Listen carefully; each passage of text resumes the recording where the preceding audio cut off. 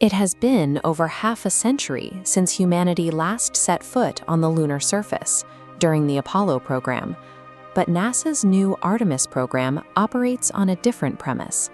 The goal this time is to establish a long-term, self-sustaining human presence on the Moon and use that infrastructure to eventually launch crewed missions to Mars.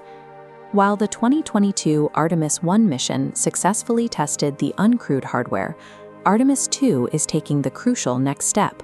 For the first time, 4 human beings will be strapped into this spacecraft. Leading the flight is Commander Reid Wiseman, an engineer and former Navy pilot who has already logged 108 days in space, alongside pilot Victor Glover, a test pilot with experience flying over 40 different types of aircraft. Joining them are mission specialists Christina Koch, an electrical engineer and Antarctic explorer, and Jeremy Hansen, a physicist and former fighter pilot representing the Canadian Space Agency. This specific crew will not actually land on the Moon. Instead, they will execute a high-speed lunar flyby, testing whether the life support systems function perfectly in the deep space environment before anyone attempts a surface landing.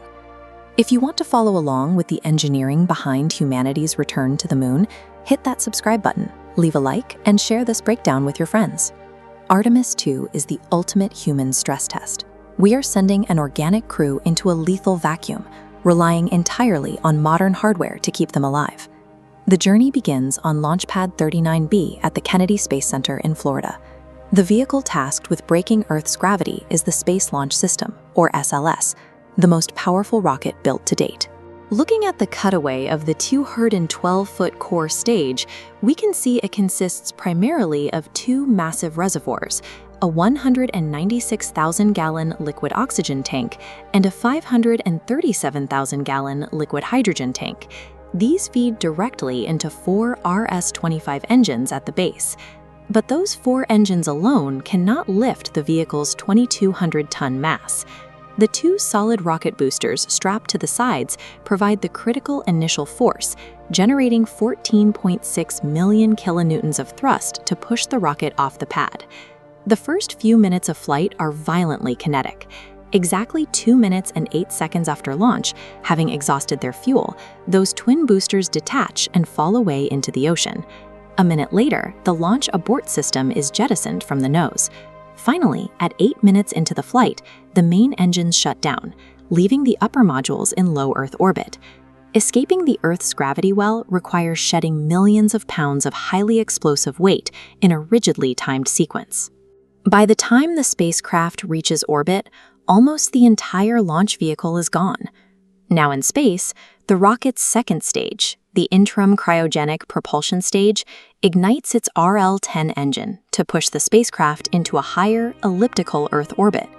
Before leaving Earth's neighborhood entirely, the crew will separate from this stage and perform a manual proximity flying test.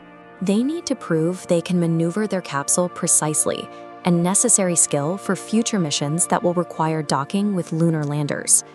This map visualizes the next critical step, the Trans-Lunar injection burn. This specific maneuver places the spacecraft onto a free return trajectory. Notice how the path loops cleanly around the Moon. By entering this specific trajectory, the spacecraft uses lunar gravity to slingshot itself directly back to Earth. If the main engines experience a catastrophic failure halfway to the Moon, physics alone will bring the crew home. As the crew aligns their path with the Moon, make sure your trajectory aligns with that subscribe button below. For the remainder of their 21-day flight, the 4 astronauts will live entirely inside the Orion spacecraft. The lower half of this vehicle is the European Service Module. It handles the heavy lifting of deep space survival, generating electricity through solar panels, regulating the extreme temperature shifts, and storing the exact mixture of oxygen and nitrogen required for the crew to breathe. During the 4-day cruise to the Moon, the crew will study how human cells react to deep space radiation and zero gravity. They will also observe and photograph the heavily cratered far side of the Moon, a region permanently hidden from our view on Earth. The Orion module operates as an artificial, self-sustaining Earth. It is the sole physical barrier protecting 4 people from the lethal radiation and vacuum of deep space. After looping around the Moon, the spacecraft returns to Earth and slams into the upper atmosphere at roughly 40,000 kilometers per hour. Just before hitting the atmosphere, the service module detaches and burns up. The 4 astronauts are left entirely reliant on the cone-shaped crew module for the descent.